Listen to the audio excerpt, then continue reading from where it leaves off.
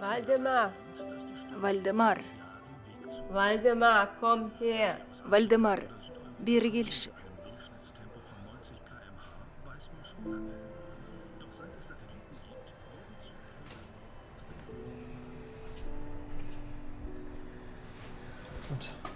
Ja, анашым.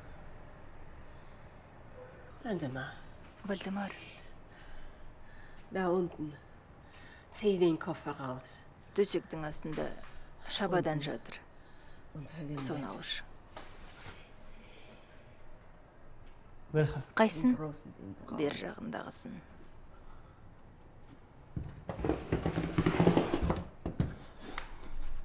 Mach auf. Аша қойшы. Dort sollte ein Kistchen sein. Ішінде қызыл қобдиша болу керек. Diese? Мынау ма? Ja. Иә.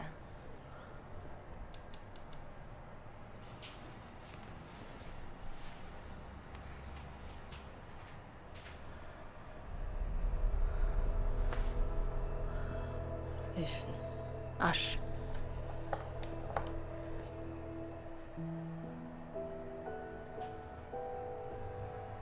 Mutter? Анашым, Wer ist das? бұл кім? Ich muss dir ein Geheimnis Вальдемар, sagen, Waldemar. саған бір құпиямды ашайын. Verzeih, ich Қаншама hab's жыл so бойы lange сенен жасырып келдім. Ja, Mutter, ich... Иә, анашым, тыңдап тұрмын. Wenn ich das Дәл dir қазір nicht мұны sage, айтпасам, о дүниеде маған тыныштық болмас. Sag das nicht, Mutter. Анашым, олай демеңіз.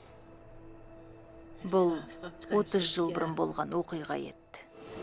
Авиакомпания Лондон Airlines начинает посадку пассажиров на рейс номер 601 под улицу. Выход номер 17. Номер выхода на посадку был изменен. Passengers. Қазақстанға қош келдіңіз. Рахмет, сау болыңыз.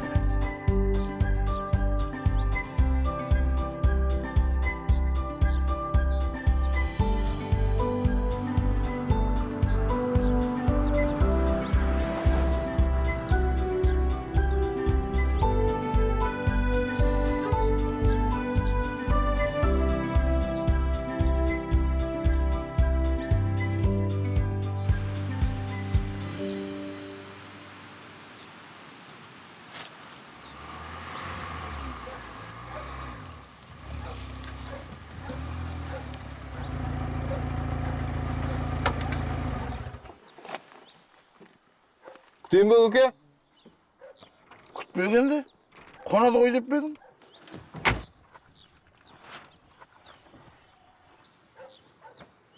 Қалай болса солай алады. Ассалаумағалейкум Жезеке. Әліксалам. Алмаларыңыз төгіліп тұр ғой. Ай, төгіліп тұрса, осыны жинап алатын жөні түзу адам жібермейсіңдер ме? Енді Жезеке, адамдар жіберіп жатырмыз ғой. Бәрін қуып жібересіз. Қалай қылмайсың, а? Бұл да мәпелеп өсірген бала сияқты. Ой, бұлай алып, бұлай сал, міне. Қолың жетпесе, міне. Бұлай алып, міне. Бұлай сал. Осы да қиын болып па? Сілкілейттер жатады. Елдің бәрі сіз сияқты неміс емес қой енді. Сіз тиянақты істейсіз. Ел біздегі бары сол. Бұған неміс болудың түкке де қажет жоқ. Бас керек, ми керек бұған. Енді келген адамдар қуатын болсаңыз, онда қалған алмаларыңызды өзіңіз жинайсыз. Бопты, жарайды, баш.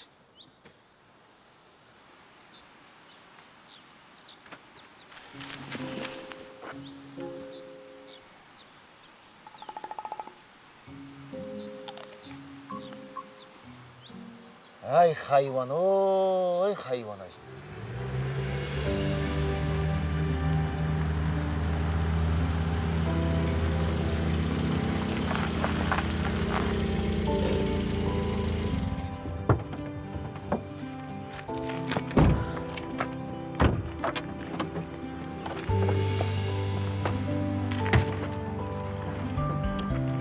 This is Berlin. Gut, danke. Жақсы, рахмет. Guten Tag.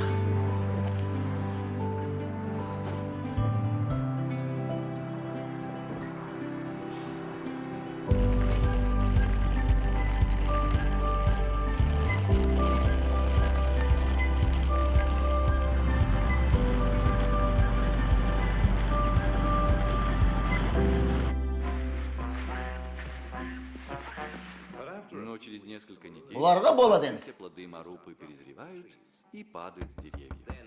Гниющие плоды Кыр. становятся доступными для всех. Съеденные фрукты начинают бродить и превращаться в Ай, молоко. кір, ашық. От них начинают болеть животики, и по пути домой случаются неприятные ситуации. Ой, құдай, қай сол бетінің жағы үзіліп тұрған.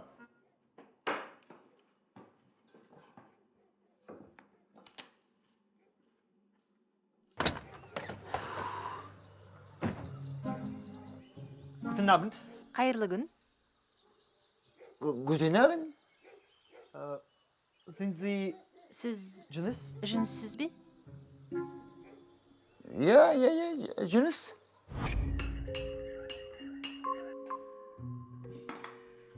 Sprechen Sie Deutsch? Немісше сөйлей аласыз ба? Sprechen Sie Deutsch? Немісше сөйлейсіз бе? Я. Жақсы. Sagen Sie mir bitte, Сіз waren Sie 1984 жылы Берлинде болдыңыз ба? in Berlin? Берлин. Gut. Жақсы.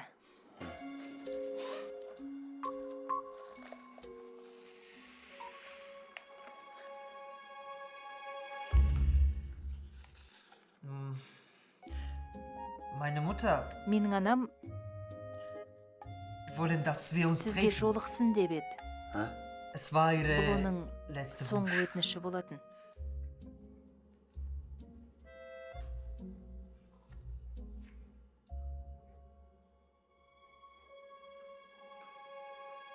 Brunhild? Lassen Sie uns überprüfen, ob alle Schüler im Klassenzimmer. Şengöz kızı, da ist. Жарылқасын, da ist. Сәндібаев? Не болды, тыныштық па? Жүніс атам шақырып жатыр. Үйіне бір неміс келіпті. Соны не айтып жатқанын түсінбей отыр. Неміз? Я, кәдімгі неміс. Жүніс атамнан аумайды. Қой, қайдағын айтпа. Шынымен, жарайды мен кеттім. Тезірек келсін деп жатыр.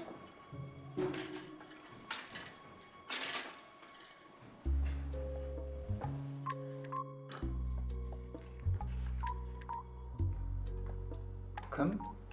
Хат қой. Қымбатты Жүніс. Diesen Brief schreibe ich den deine, liebe Brunhild. Du hast mich.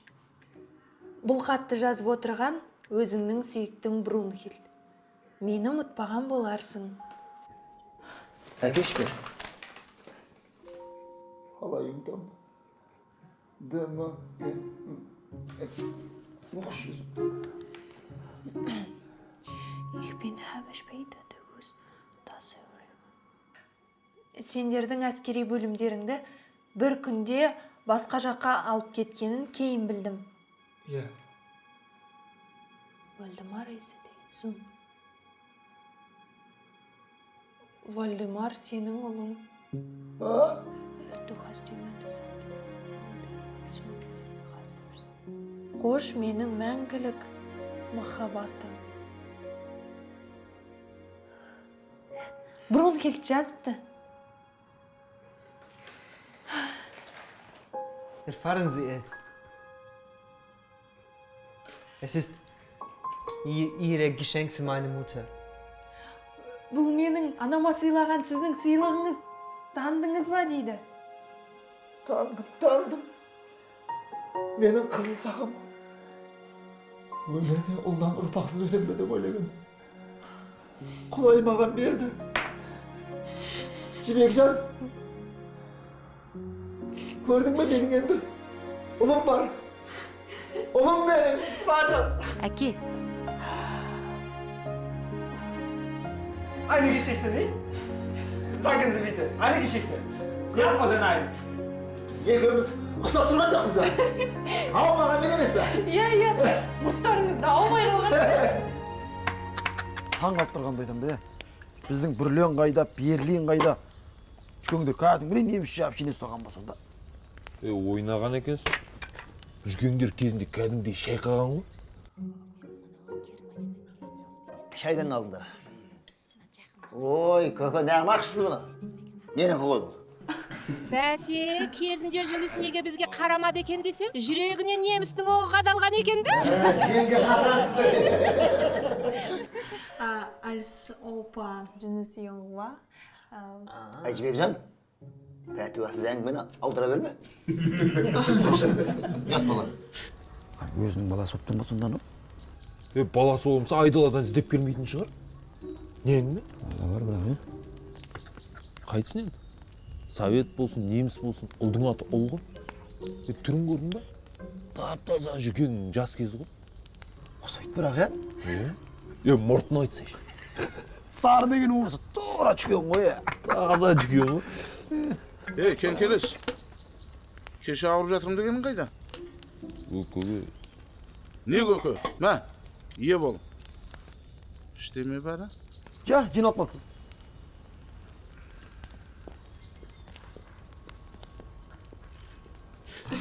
Ассалаумағалейкум. Ассалаумағалейкум. Қайда қонақ жігіт? Жүкеңнің ат ұстары. Ай, көзіңді ашып қарасай, міне, сары алдында жарқырап отырған міне. Қашан көрсе бір аспаннан түскендей жүресің? Мэр Бүрлен. Sehr angenehm, Waldemar. Иә. Мына Жезуха, Жез екеуміз, родственники. Родственник. Туыстар. Туыс. Ана балаңыз бәрін біліп тұрған. Туыс деп тұр ғой. Жүге деймін да, енді дұрыс қой. Бірақ мен түсінбейтінім, неміс жеңгенмен қалай сөйлесіп жүрдіңіз сонда? Қалай сөз? Сондай сұрақ бола ма? Ай, кезінде анау Абай атаң не айтып кетті? Қашықтың тілі тілсіз, тіл көзбен көрді, ішпен біл дейді. Ол неміссің бе, корейсің бе? Барлығын айтып кеткен ғой. Енді ұнатып, жақсы көргеннен кейін әскерден бірден ауылға алып келмедіңіз бе сары жеңгемізді? Соны айтам да? Ай, приказ, служба дегенді білесіңдер ме, білмейсіңдер ме? Ой, секретный час. Бірақ түнде Берлиннен Бұхараға бір айдады ғой. Екеуміз екі жақта аңыратып та қалдық. Кете алмай. Ата, бұны да аударайын ба? Аудар. Әкесін бір жүрген зинахор екен деп ойлап. Opa Жүніс jong was, waren kennen. Alles ist gut, Vater. Alles ist gut. Мынандай да ұқсастық болады екен, ау, Кезінде ана бөктер атаң Балтемірдің жайлауы болған. Енді қазақ болғаннан кейін ата тегін туған жерін біліп жүру керек қой. Қазақ қой бұл. Жібек жерсен жақты қалған. Opa spricht, dass du Kasach bist. Musst du deine Vorfahren kennen. Gut. Алану, өзіміздің ақсы өзелі. Das ist Fluss Aksu. Das bedeutet weißes Fluss. Das ist wunderschön. Түсінікті. Енді анау артындағы қыземшек тауы. Dieser Berg heißt Қыземшек. Gut, und was bedeutet das? Оның мағынасы қандай? Was Оның bedeutet мағынасы жай тау. Тау ма? Жақсы. Түсінді ма? Ja. Ей, әкеңнің. Мына Сәрсенбайдың сиыры ма? Әбден күйдірді омына ба? Чу, қайда? Was passiert? Қайда кетті? Nach ihrer Ankunft Сіз келгелі hat sich әкеңіз Großvater қатты өзгерді. stark verändert. Балаша мәз болып жүр. Was ist los? Кеттік, шабайық.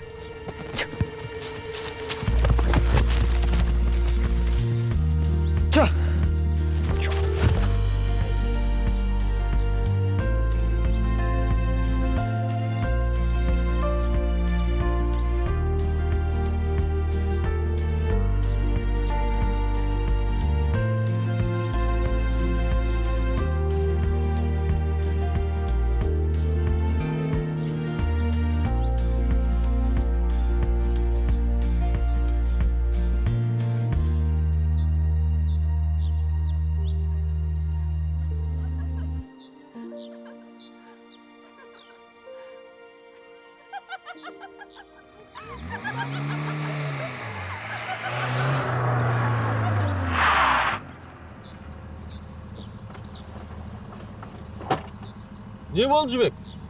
Жыртың етіп жетісіп қапсың ғой. Кеңшілік, Оу, жабайланбаш. немене? Неміс келіп біз жабай болып қалдық па? Жарайды.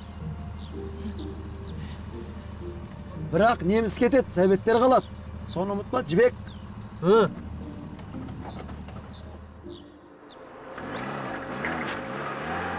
Басқа бензикіз, Олар не деді? Олар сізді жақсы шабандоз екен деп мақтап кетті. Рас па? Рахмет.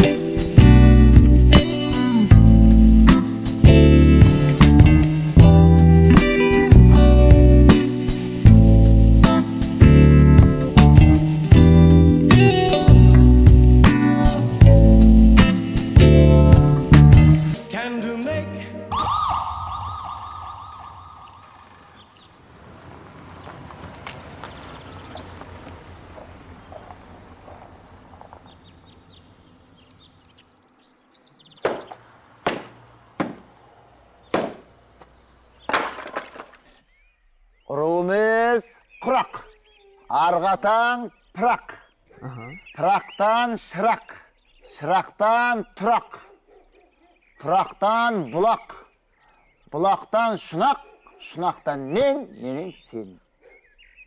Түсіндің ба? Ja. Қайта бабач. Go. Also, crack, арагутан фрак, трек, шрек. Қап мынаны я.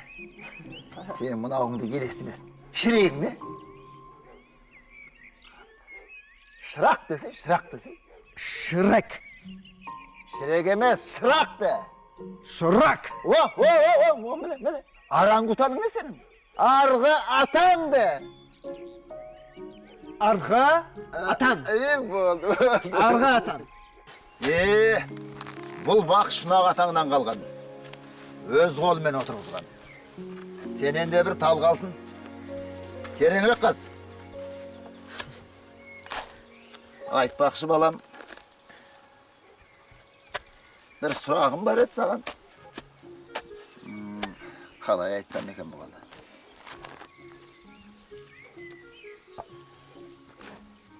Анау шешеңді айтам.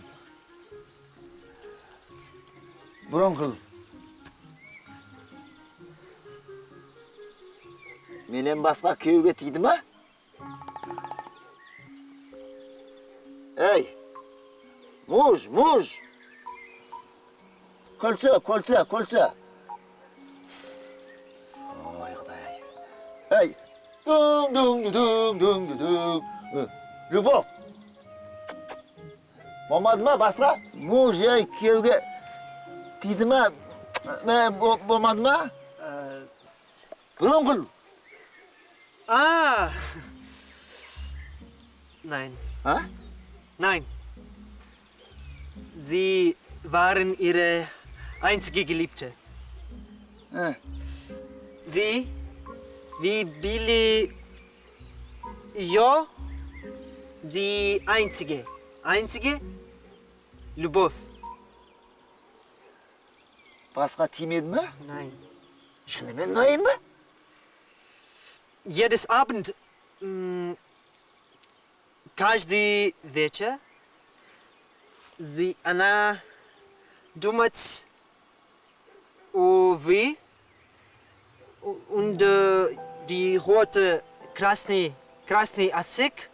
Und sie weint. Jedes Abend sie weint und denken auf sie. Şunu ben tiymedim ha. Adalım ay. Kaz.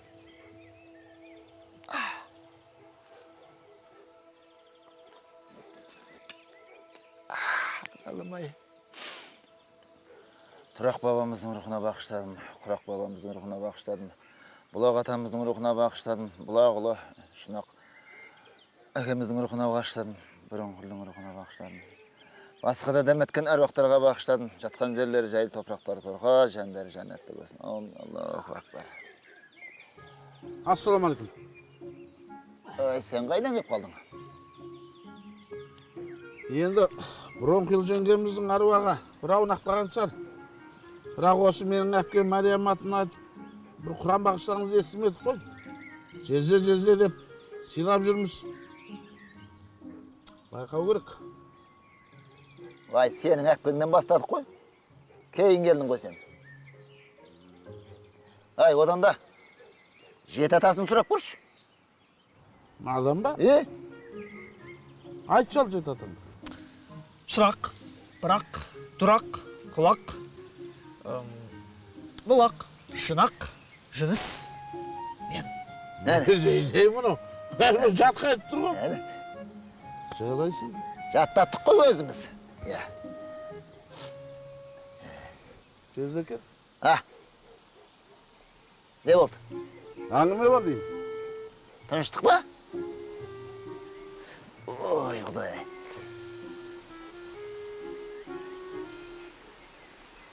Не дейсің? Кезеке? Ол жеті ата жататқаныңыз өте дұрыс. Риза болып қалдым. Ал? Бет сипағаны бәрі. Әлгі жағы қалай екен? Қай жағы? Ана жағын айтамын. Жұмбақтамай айтсай, қай жағы? Ой, неме түсінбей қаласыз? Сүндет білген бе деймін? О жағын сұрамаппын. Ол жеті атасын жататқызыңыз. Маған десеңіз 10 атасын білсін. Ой, сүндет деген ол парыз ба? Осы бүкіл ауылдың балаларын сүндеттетіп, өзің балаңа келгенде бәкім өтпей қалды ма? Ой, сен де. Қайдан келе қалдың, а? Басқа істейтін жұмысың жоқ па? Амандасып кетейін деп келдім. Жалдагенде жалғыз жездем. Ертең Германияға кетіп қалсаң, кіммен амандасамын мен? Кімге еркелейін? Таңшылығына, Мен кетіп қаптым да сен іздеп қапсың.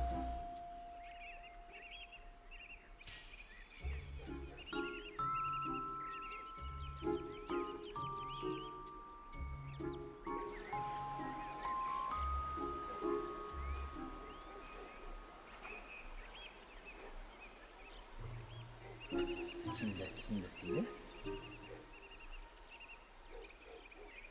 Оны қалай сұрасам екен? Жібекке айтқыздырсам ыңғайсыздар.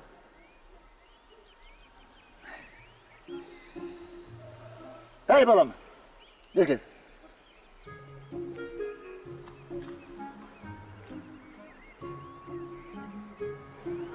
Шомылып қайтайық.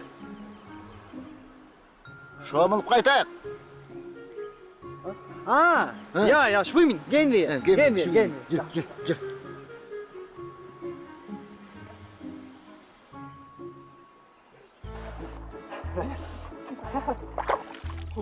Es ist kalt. Кәлт, қой енді. Қай бір жетіскеннен түсейін деп тұр дейсің. Мүмкін бір рет түртігіңді шешіп тастап бір сүңгіп шығасың, а? Nein, danke sehr. Ей, нәйін болса онда қайтайық үйге. Дірдектеп тұрамыз ба өстіп? Кеттік.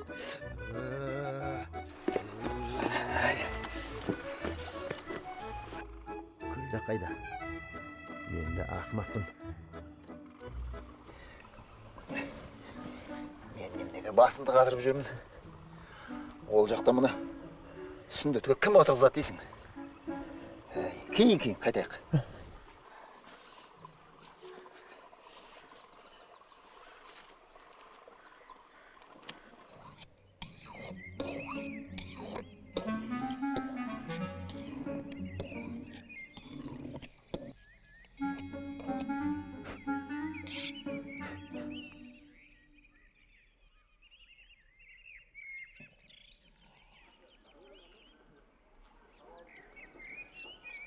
Балам, сені.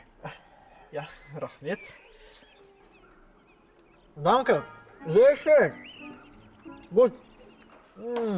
Вкусно. Түсінбедім ғой мені. Қиын болды ғой бұл.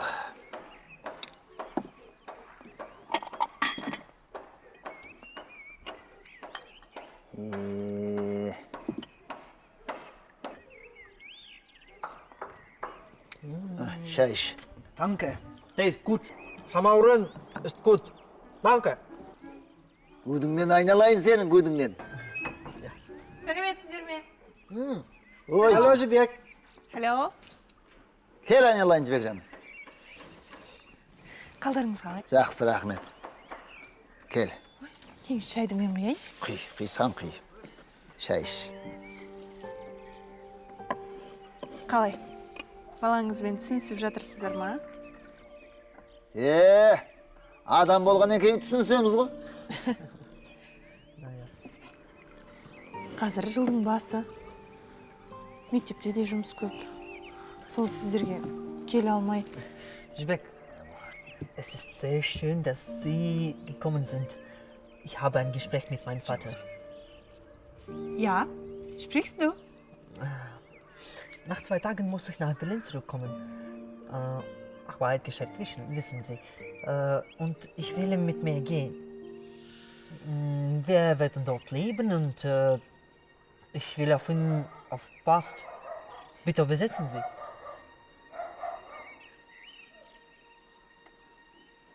Қашан қайтам дейді?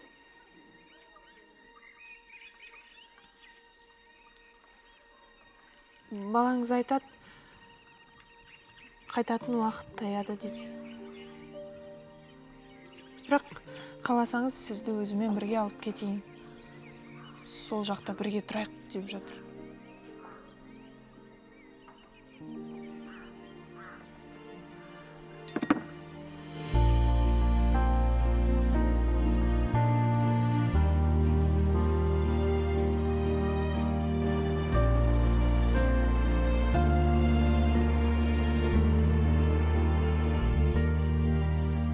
Болды. Тастиш, фантастиш. Берлинге құдалыққа баратын болдық. Енді мәселеге көшсек, өздеріңіз көрмейсіздер ғой. Жүкеңнің баласы келіп, қазір кішкене көңілі көтеріп, жадырап, жайнап бұлай, Балаша қуанып жүр. Енді сол баласының еліне қайтатын уақытысы жақында қапты. Қанша дегенмен енді өзге елдің азаматы ғой.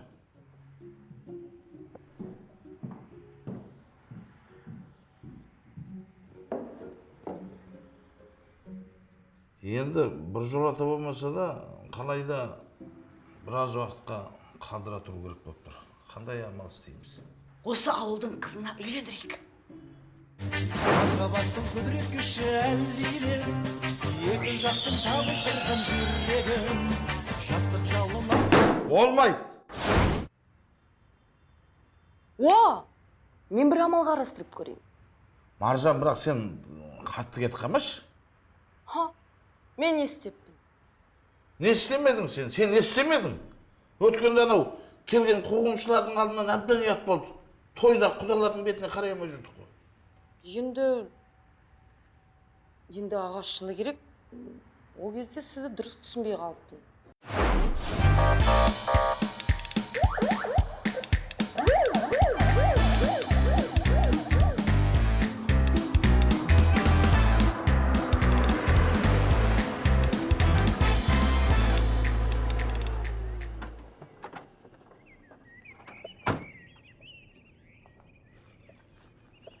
Сарбас, шық бер.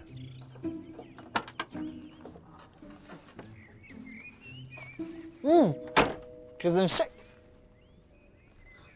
Қыз емшек. Басың қалсын, басың қалғыр. Warum sind wir hier? А? Почему мы тут? Сен ұрсам жүкеңнен еді. Ұрмасам өзімнен еді. Ағайынкершілікке салып түсіндіріп көрсем екен, а?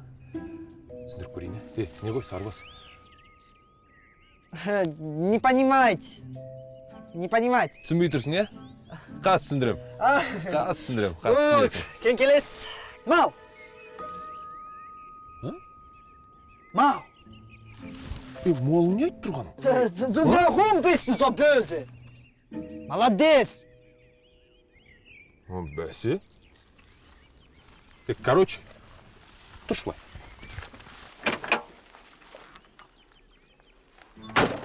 Қара, мынау жібек, мынау мен.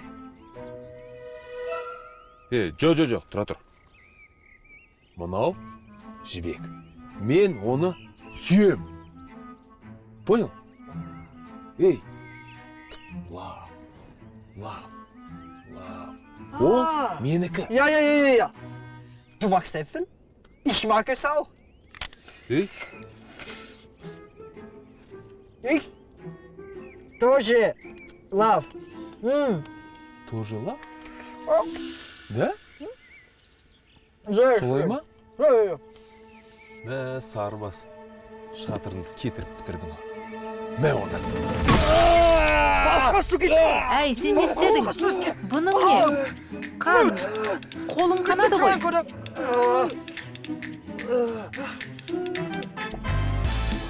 Осыншама қатыгездікке баруға бола ма? Бір алмаш.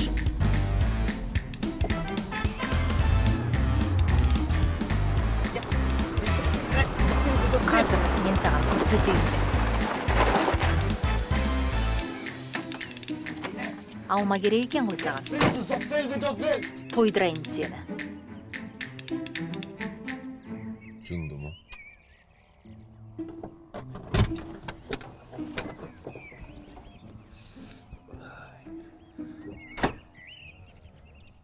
Ана сарбас не деп кетті? Die Äpfel. Jetzt wirst du fressen. Вальдемар!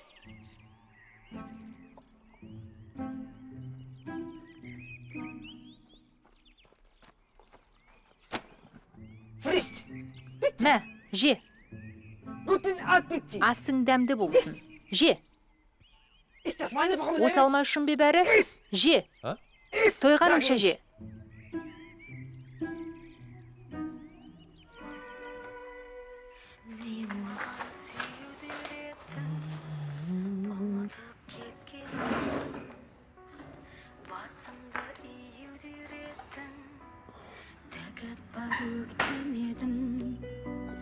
Шынайы күлдіретін, нөсерлі көктемедім. Өмірді сүрдіретін, ұстассыз мектеп едім. Сен маған ұшқан деретін, тордағы бұлбұл едім. Сезіммен құшқан деретін, күдікшіл құмбыл едім. Сен маған ұшқан деретін, тордағы бұлбұл едім. Сезіммен құшқан деретін. Кеңшілік. Жасағаным тек кемшілік. Неге мен сезім түсінбейсің?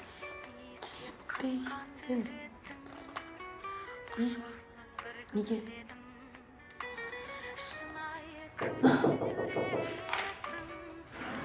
Қалмасы, кіруге болу ма? Я? Кір. Күтіп отырмыз ғой.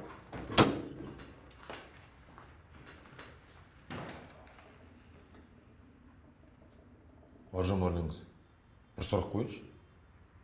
Осы мен не кінәм бар? Күніге қол қойдырасыз. Вот, кінәң бар. Между прочим, мен кінәлілерді қатаң түрде жазалаймын. Жоқ енді 7-ші класста тауырлағаным рас. Енді өмір бойы кінәлі болып өтем бе? Өтесің. Еще как өтесің. Сен маған ұшуды үйреттің деген әнді білесің бе? Жоқ, мен ән айта алмаймын. А сен айт. Айтып айт. Ұшуды үйрет. Құшақтап қысуды үйрет. Сүюді үйрет. Натапашты күйюді үйрет. Лапылдат. Шабыттандыр. Енді жұмыстан шаршап жүрген шығар. Жоқ, мен сүймейтін сияқты. Сүйет. Еще как сүйет. Ой, сіз қайдан білесіз оны? Білем. Енді түнде жастық құшақтап жылайтын шығар. Жұмыста күнде сені ойлайтын шығар. Ей, кемшілік. Кемшілік. Батылдық жоқ сенде. Мына көріктің бәрін бергенімен батылдықтан тарылтып қойған. Қол қой. Айтатынды айттық. Кешіріңізші, қол қоя алмайтын сияқты. Кеңшілік, қолға не болған? Тағы да істеді ме? Ей, алдындаған ауылдың сыртына барып алып тастап едің ғой. Жоқ. Кеңшілік, айт деймін. Айтпасаң, қамаласың.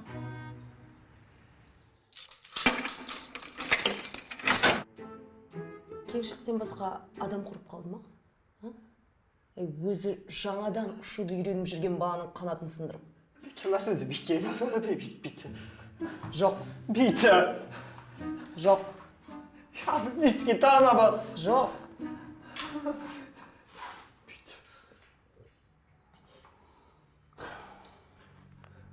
Жарайды, 2 сағат отырдың, жетеді. Негізі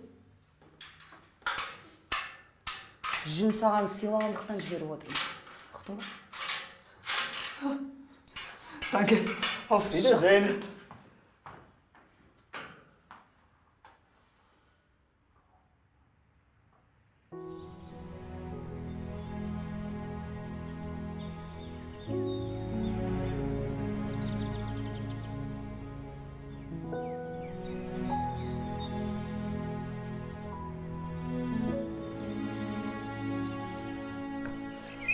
Hallo, Valdemar. Hallo.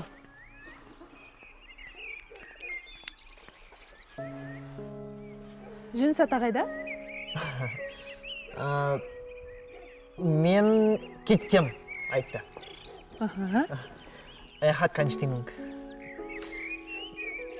Ол көңіл-күй жоқ, айтты. Ол баққа кетті. Баққа кетті ме? Я.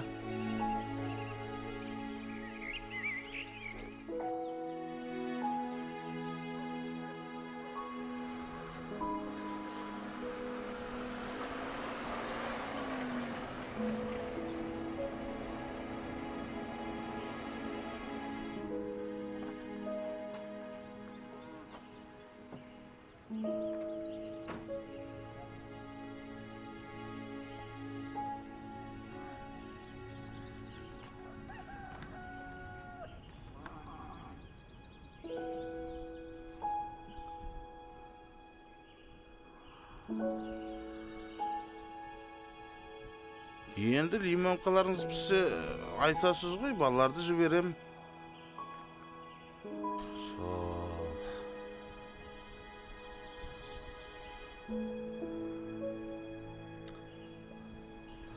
Енді қатты қапаланбасаңыз, ең бастысы ұлыңыз бар ғой.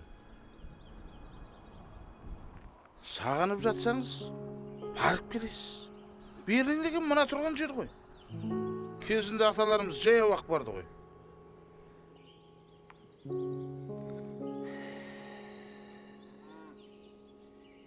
Енді баланы көрем ба, көрмейм ба? Ой, жездеке. Берлинге әлі құдалыққа барамыз. Өзім апарып келем.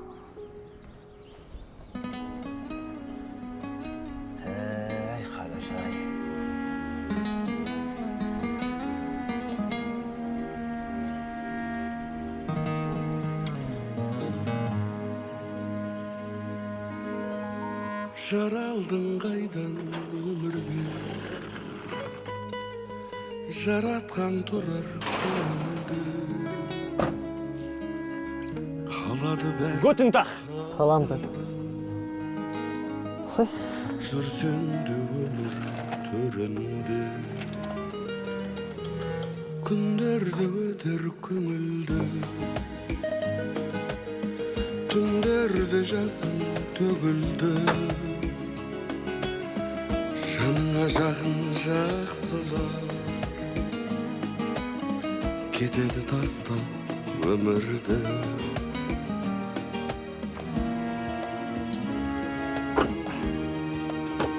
Жақсыдан көңіл шаттанып, жаманнан жүрек таттанып, жетем деп жүріп арманға, кетерміз бір күн аттанып. Зулайды күндер зулайды, жырлайды жүрек. Жыламаңыз, апай. Мұғалімдердің айлығын көтереді екен ғой. Қаншаға? Жай айтам. Просто жігітіңіз кеткенге қатты қайғырмасын деген ғой. Сәндібаев, сабақ қайда? Апай, мен түстен кейін оқимын ғой. Жолыңды жүрер есептен, жалғанның көші жылжиды. Әй, кеңшілік. Сенің анау немізің бар ғой? Қайтып кеп, жібегіңді мақтағып жүрмесін әлі. Келмейді ол. Кім? Вальдемар ма? Е? Ай, кеп қалады, осал. Ой, келмейді дейм. Егер келсе, мен саған мұрнымды кесіп беремін. Жарай ма?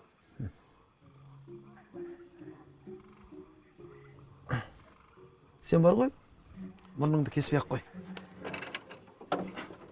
Кел одында бәстесейік. Менің ойымша, неміз қайтып келеді. Келмейді.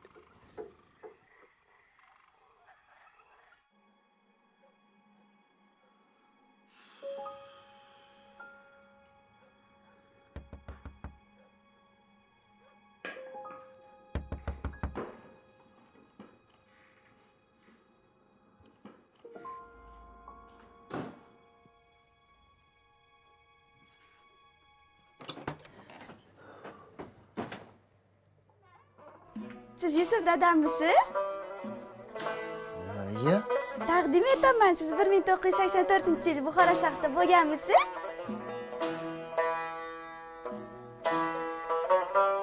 Iya.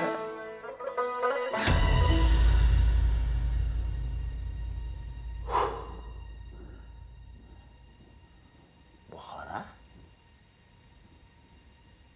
Feruza? Yo'q. Ulan mümkün emas.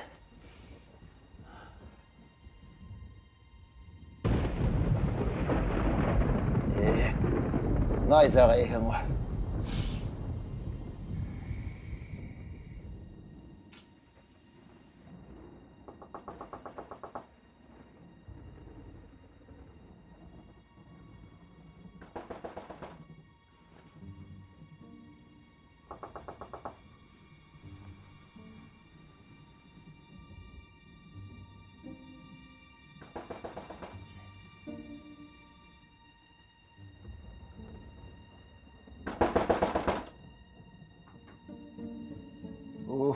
Qaysi ol tағы da?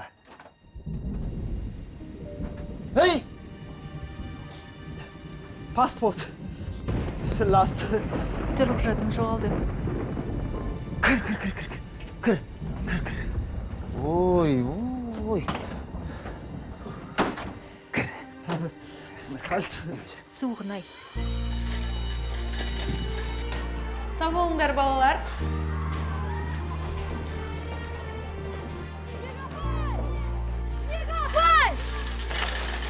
Жібек апай!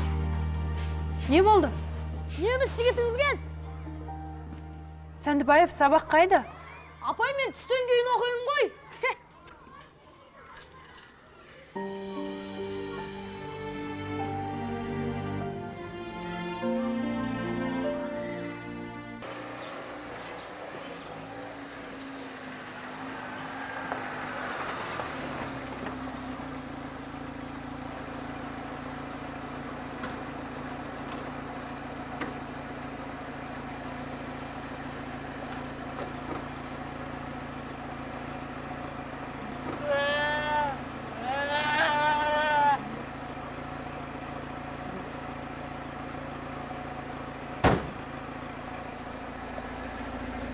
Mene jigit.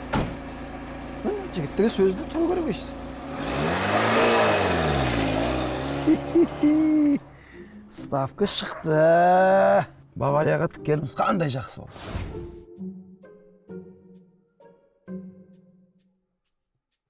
Şey bu.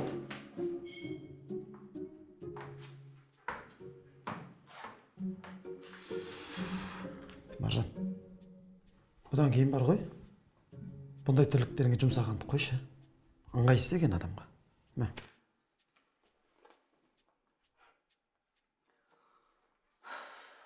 Ыңғайсыз болса? Заңды бұзба. Жарайды. Рахмет. Менің кенжігімді ұрғанды көрсетейін.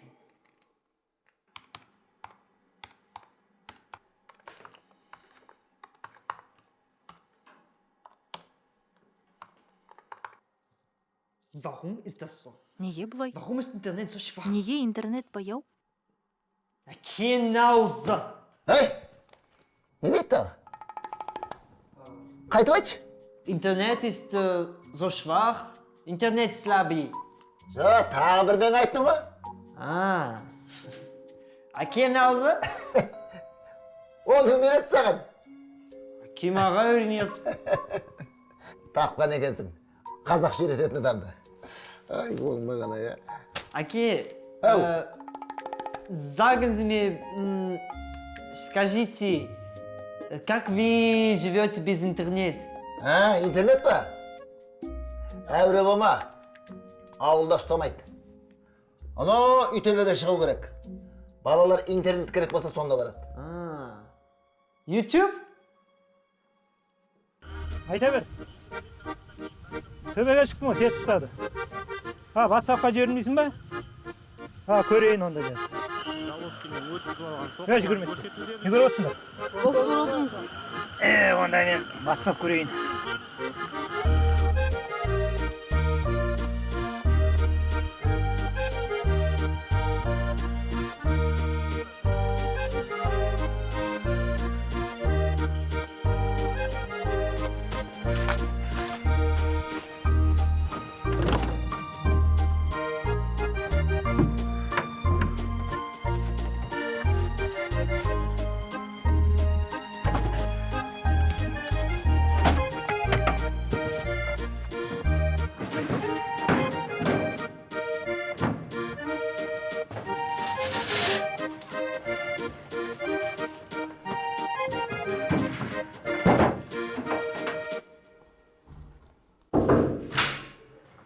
Сау болсын, Маржан.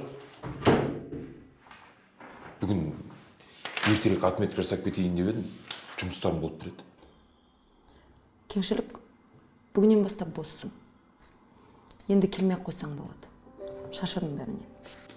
Неге? Бірден оқып қол ма? Маржан, какая же ты дура. Осылай күтімен бүкіл өмірің өтеді. Кешіріңіз, Маржан. Сіз ауырып қалған жоқсыз ба? Кеңшілік, өтінем. Барш, енді келмеш.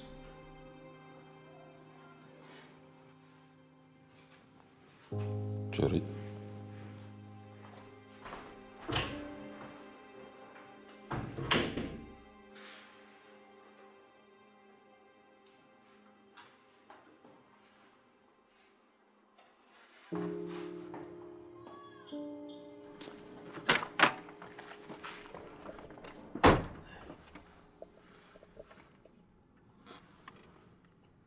Телефон мой, да?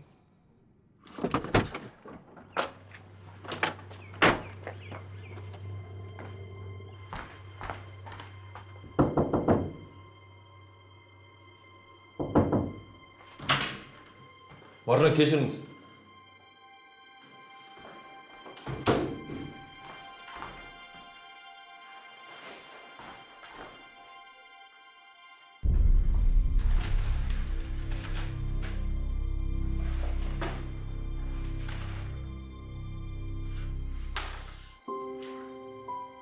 Түсінбедім.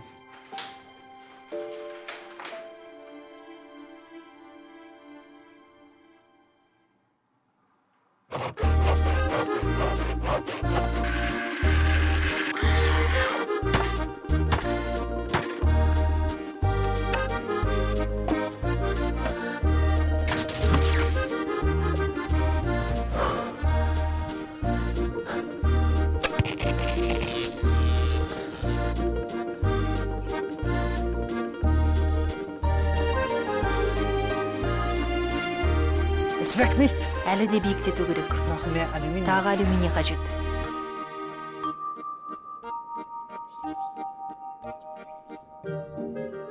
Alo. Alo Alike. Alo. Alo. Alike. Eshilmay жатыр, Alike. Мынау сен тағы ұрдава. Не дейсіз, ағай? Ой, ауданнан Әлкең звондаған ғой.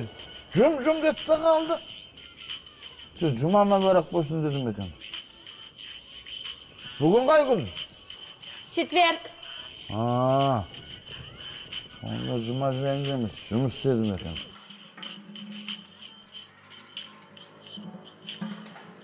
Ой!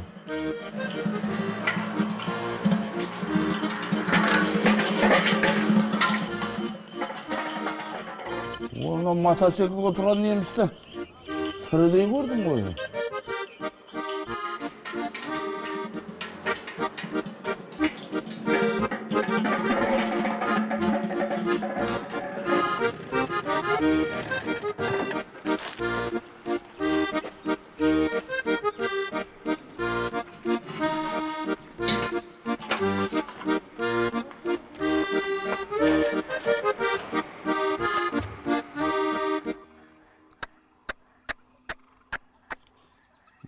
Саған қарасы толтырып тастапты оны сен суретіңде. Сонда осы уақытқа дейін саған соғын деп жүрген ба бұл? Солай болып тұрғанында. Алыстан іздегенім жанымда жүрген ғой, ойлашы. Не деген мына суреттер мынау? Өлеңдер жазып тастапты мына жерде. Детші бекші? Оған жай шетке кетпесін деп попытка жасап жүргенім ғой. Кім ойлаған қарасы? Неге сенде бұған Маржанға сезім бар ма? Ұнай ма неге саған Маржан? Шынымды айтсам бар ғой, ескі. Маржанға бір көргеннен ғашық болдым ғой. Бірақ қол жетпейтін арман дедім де қойдым. Ішіңде ит өріп жатыр сенің, Айтпайсың, Өй, ит емес. Махаббат өліп жатыр десе, махаббат. Участковый. Бәсе деймін де, мынау жыл сайын жыл участковыйын алады, аудандарға повещенияға шақырады, бармайды. Неғып бармайды десем, сені қимай жүреген ғой, Түсті, ескі, түсті. Бүгін сенің жолың болатыр, Мә, енді не істеймін? Не істейсің? Сың болып киініп алу керек, гүл алу керек, бару керек. Сөйтіп айту керек бәрін. Қыз сенікі. Мен кеттім. Мәссаған. Участковый біздің кеңшілікке ғашығы.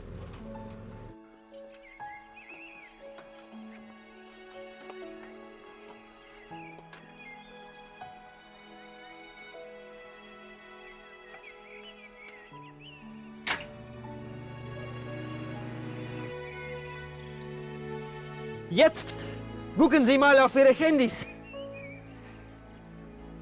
Посмотрите телефоны.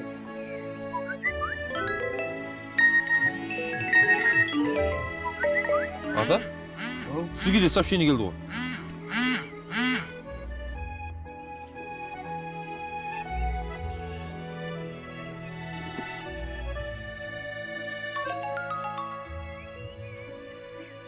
Ойбай, ата, апамнан сообщение кетті ғой. Апам кеткелі үй төбеге шықпаған сияқтысыз ғой.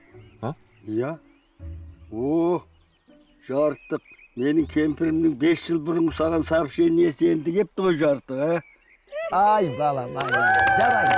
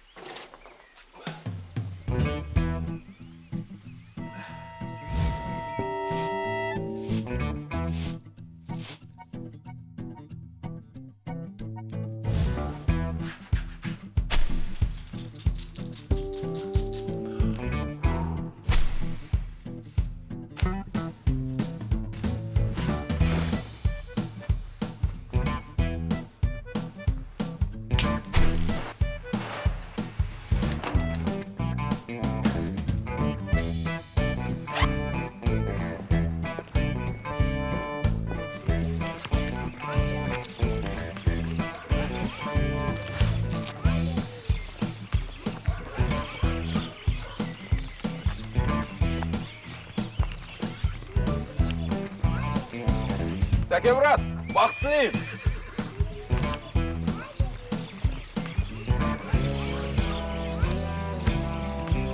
Жеңіше, гүлдей жайнап жүре беріңіз.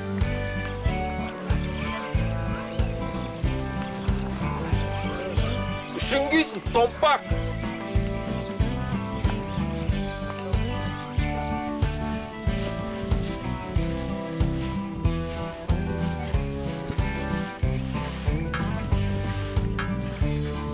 Бек!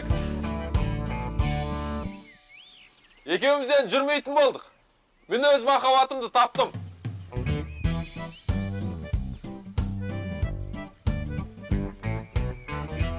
Апай, сіздер жүріп беріңіздер не?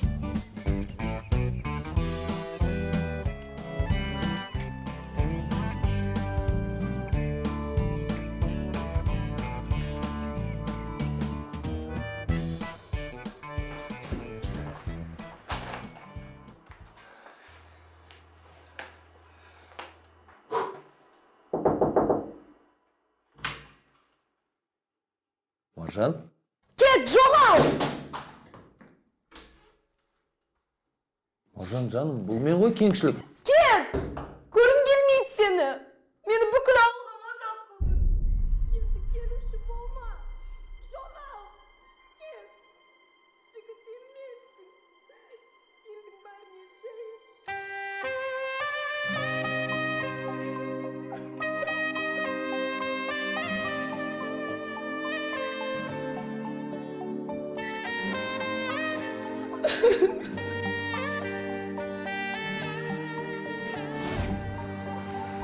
Көзге ұқсаған Осы суретті білмейсің бе?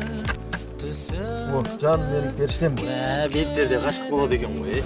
жүрегіңнен өшірдің бе хат жазбайсың көптен бері көнесің бе көнбе мейлі дүние осылай дөңгелейді үйретеді сағынуға уақыт деген емдемейді сен мені кінәлама кінәлама кінәлама мені сезімдер сыналама сыналама махаббат өткенде сен мені кінәлама кінәлама кінәлама Қымбатты ауылдың жастары. Ортамызға сонау Европа жерінен Бауыржан, Рахымжан аталарымыз барып, дәм тартқан жерден Вальдемар Жүнісұлы келді.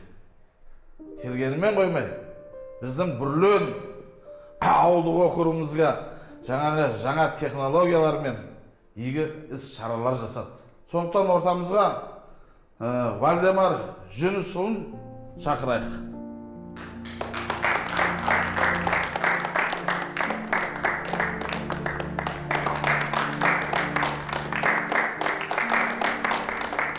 Вальдемар, қазақта айтады, болар істің басына, жақсы келер қасына деп, мінекей Вальдемар келіп ортамызға. Жаңағы жақсының жақсылығын айт, нұры тассын дейді. Сондықтан осы бүрлен, сағат сайын түрлен деген ауылымыздың ақсақалынан бастап бала шағасына дейін ақылдасып, азаматымызды құралақан жібермейік деп, өмірінде мәңгілік естелікте болсын, ескерткіш болсын, бізді ұмытпай жүрсін деп, ауылымыздың тұрғындарының атынан жұпар, әкел бәрін. Мынау Бүрленнің атынан Вальдемар Жүнісұлына алғыс хат. Сонау Европа жерінде төріңіздерін тұрсын. Danke. Жұпаржан, бәрін әкелсін. Бәрін әкелсін. Және де мына гүл шоғы білесіз, осы Бүрленнен түрленіп өскен табиғи өзіміздің жергілікті гүліміз. Danke.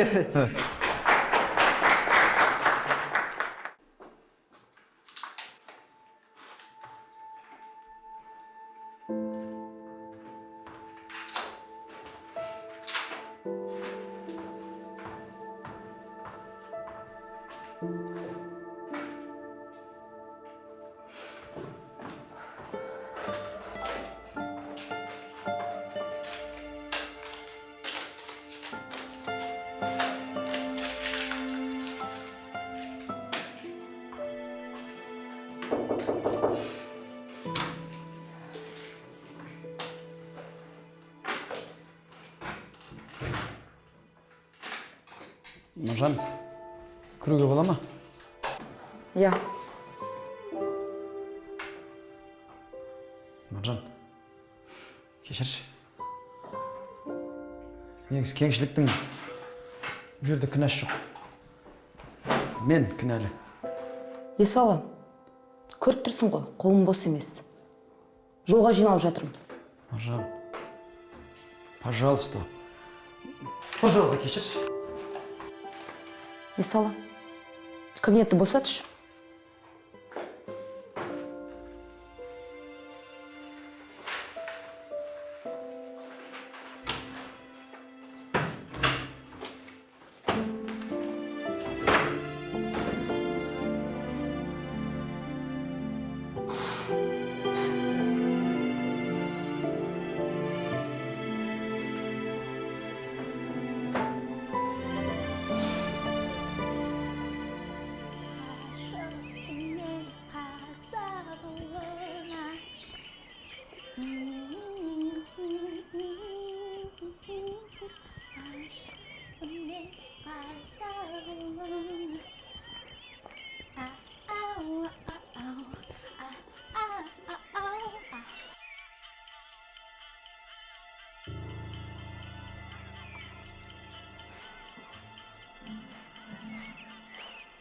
Ағай.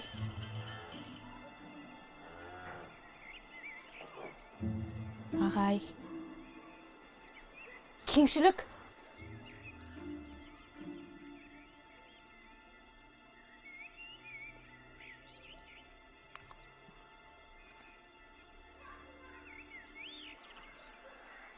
Әкім қашан жұмысқа шығады деп жатыр.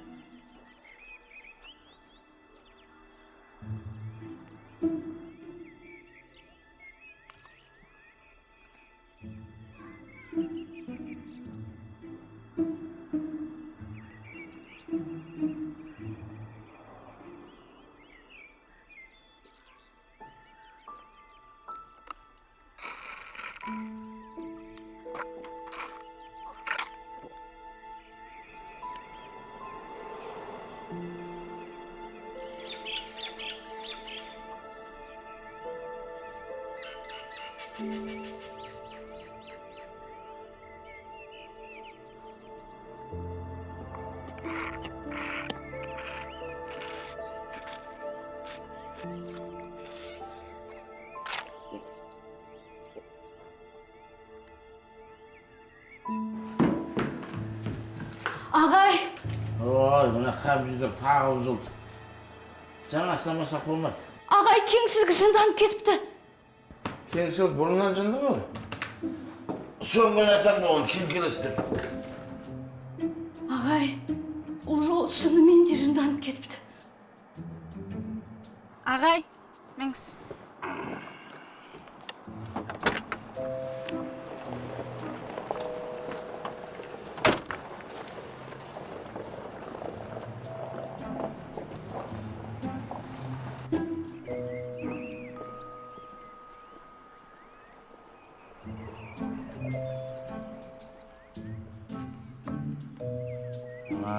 Süper.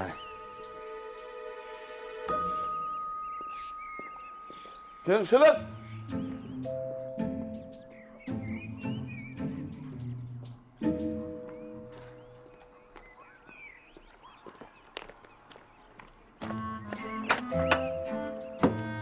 Ай, Süperzat. Sen de ағаңмен қалжыңдағанды қоймайсың. Жұпар! Кеңшілік сенбей? Я, сол ғой, ағай. Ой, не сендір адам шошытып? Қайда барамыз? Қайда? Шаштаразға? Ай, бәрекелді. Жарайсыңдар. Жарайсыңдар. Рахмет сендерге. Дәл осылай жинау керек. Жарайсыңдар. Вальдемар. Салам алейкум. Вальдемар, қалай жағдай? Жақсы ма? Goed, goed. En toe? Сен де? Toe? Менде де зор. Көмегің керек болып тұр. Кеңшілік. Знаешь, кеңшілік? Ja, kenselijk. Ja, ik weiß. Вот, соған таршылық келді. қиналып жатыр. Маржан екеуі бір-біріне ғашық қой негізі. Бірақ Маржан кеңшілікке ренжіп қалған. Енді кетем деп кетейін деп жатыр. Оны біз қалай кетерге аққуалымыз керек. Түсініп жатсың ба? Түсініп тұрған жоқ па?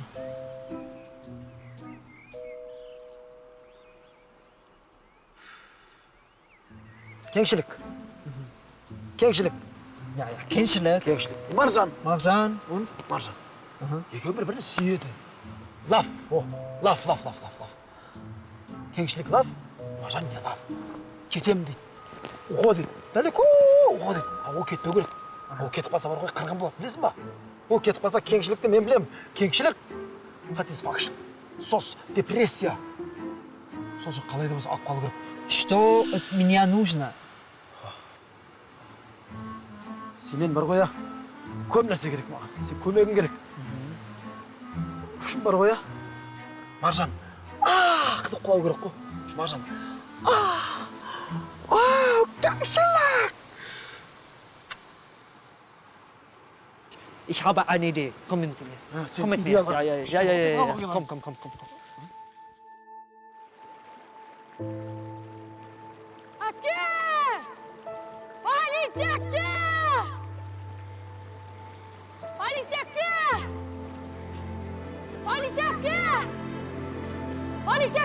Не болды, Сәндібаев, не болды? Көш ауылдың балалары біздің ауылдың балаларымен төбелесейін деп жатыр. Қолдарында таяқтары бар. Қайда? Көлдік жағасында.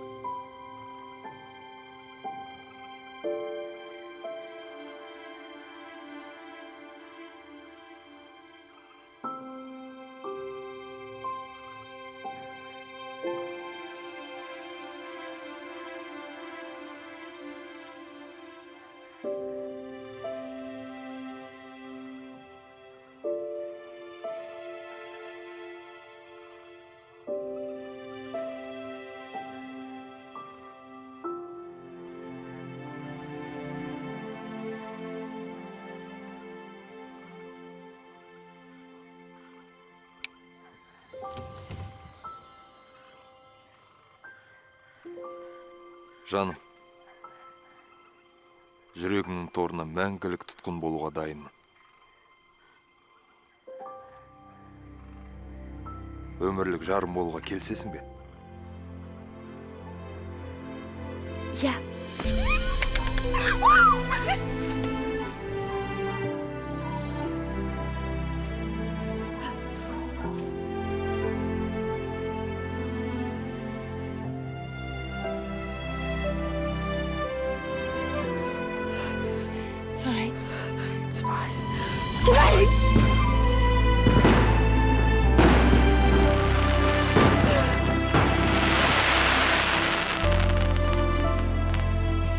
Кеңшілік Маратұлы, азаматша Маржан Марлен қызы менен заңды некеге тұрып, қиындықта да, Қуанышта да қасында бірге болуға дайынсыз ба? Дайынмын. Азаматша Маржан Марлен қызы, сіз Кеңшілік Маратұлы менен заңды некеге тұрып, қуанышта да, қиындықта да қасында бірге болып, адал жар болуға өз келісіміңізді бересіз бе? Я. Ендеше, сіздерді заңды некелеріңізбенен құттықтап, мәңгі бірге болуға, бақытты болуға үкім шығарамын. Бақытты болыңыздар! Әнді шырқап айтайын, бәрі тұрып билесін, бәрі тұрып билесін. Шаршама тек шаршама, аяқ қолым талса да, жұлқынып бір билейік, шаң шығарып ортада. Шаршамай, аяқ қолым талса да, жұлқынып бір билейік, шаң шығарып ортада.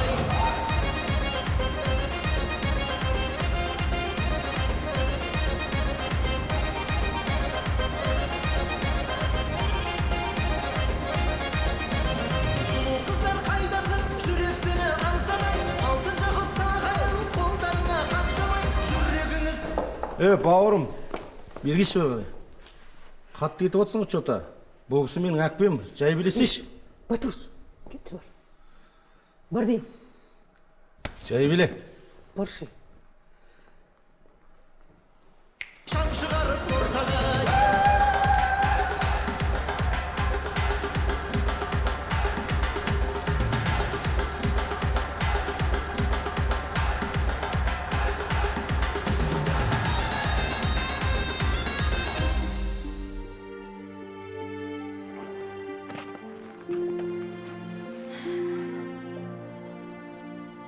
Мынау шежіре. Үйіңнің төрінде іліп отырсын. Өз тегіңді ұмытпа балам. Danke, Vater. Рахмет, әке.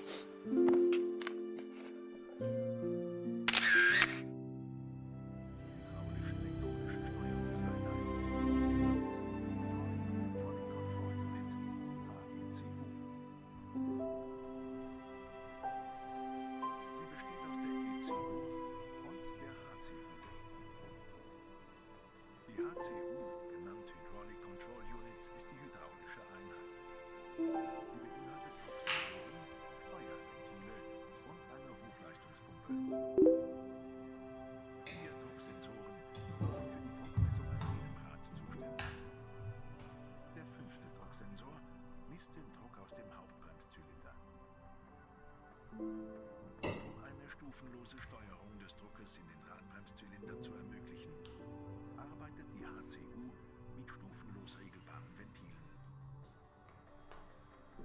Durch die Kombination der Drucksensoren mit diesen Ventilen... Herr Bronstein, Мырза, Ihren Cappuccino. капучиноңыз. Danke, Hilde. Рахмет, Хилда.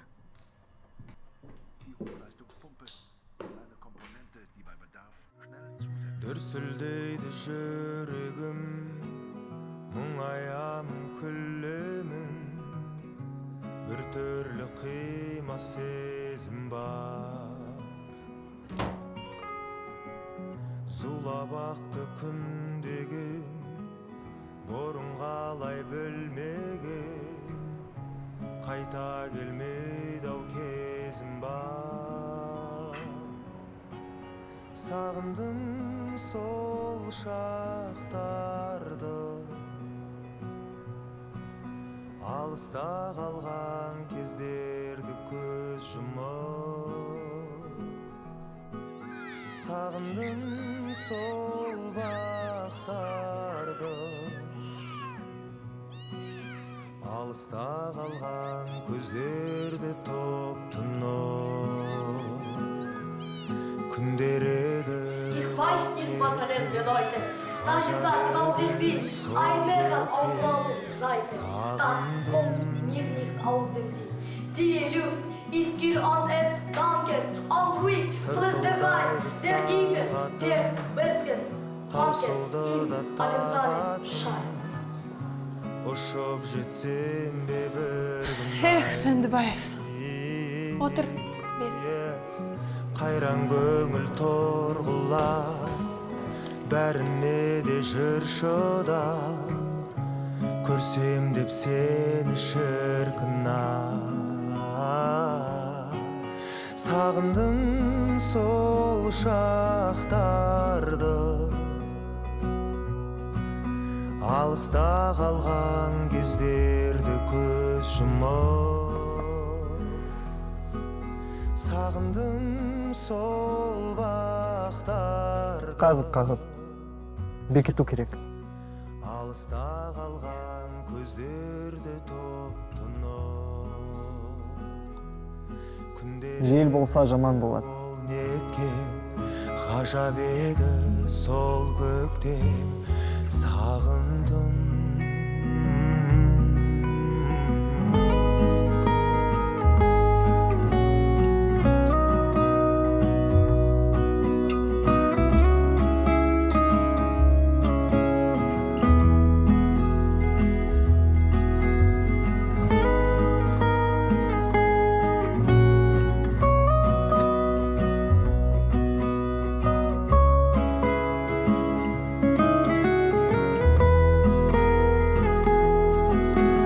сағындым сол шақтарды